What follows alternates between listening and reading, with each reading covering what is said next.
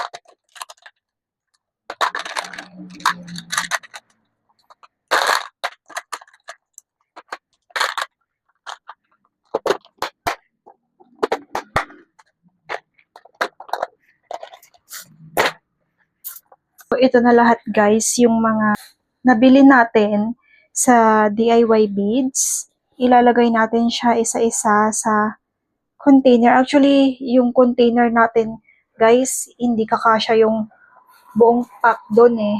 So, maglalagay lang ako ng konti sa organizer natin. Tapos, ilalagay ko na lang siya sa malaking organizer. And, ito sila lahat guys. Sobrang bigat nito as in. Ang bigat niya. Eto, ganito siya. Papakita ko na sa inyo yung ibang mga beads. Like, this one guys. It's 8mm glass beads. Ayan siya. Pero ang ilalagay talaga natin sa organizer is itong mga beads na nandito sa box. Ayan. Meron tayong mga acrylics. Like this one. And ayan.